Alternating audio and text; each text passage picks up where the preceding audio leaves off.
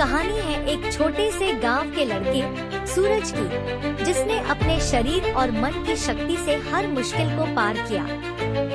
सूरज एक गरीब किसान का बेटा था। उसके पास बहुत कुछ नहीं था, लेकिन एक बात थी जो उसे हमेशा प्रेरित करती थी।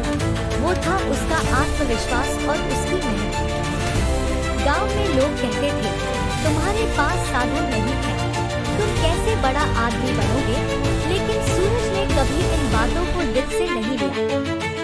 उसका सपना था कि वह एक दिन बड़ा खिलाड़ी बनेगा और अपने गांव का नाम रोशन करेगा।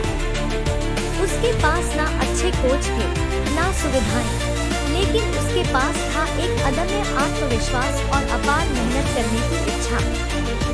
हर सुबह सूरज उठता और दौड़ने जाता, बिना किसी ट्रेनर के। उसने खुद को फिट रखने के लिए कठिन से कठिन अभ्यास किया। उसकी दिनचर्या थी पहले दौड़ना, फिर शारीरिक व्यायाम करना और अंत में ध्यान लगाना। गांव के लोग उसे देखकर हंसी उड़ाते थे, यह लड़का क्या कर रहा है? लेकिन सूरज को कोई फर्क नहीं पड़ता था। उसका मानना था कि शरीर की शक्ति तभी प्रकट होती है जब मन को मजबूत किया जाता है। एक दिन गांव में एक बड़ा दौड़ प्रतियोगिता हुआ। सूरज ने भी अपनी किस्मत आजमाने का सोचा, लेकिन सभी लोग हंसी में उसे तुच्छ समझ रहे थे। उस प्रतियोगिता में शहरी खिलाड़ी, जिन्होंने अच्छे कोच से प्रशिक्षण लिया था, शामिल हुए थे। लेकिन सूरज ने अपनी पूरी ताकत लगाकर दौड़ना शुरू किया। उसने खुद से कहा, मेरे शरीर में ताकत है, बस मुझे अपने मन को जीतना होगा। जैसे जैसे दौड़ आगे बढ़ी, सूरज के शरीर ने थकावट महसूस की, लेकिन उसका मन उसे और तेज दौड़ने के लिए प्रेरित कर रहा था। हर कदम पर उसने अपने मन से कहा, तुम्हारा शरीर सिर्फ एक साधन है, असली ताकत तुम्हारे मन में है। और आखिरकार सूरज ने उस दौड़ को जीत लिया। उस दिन सूरज ने साबित कर दिया कि शरीर की ताकत के साथ साथ मन की शक्ति भी बहुत जरूरी है।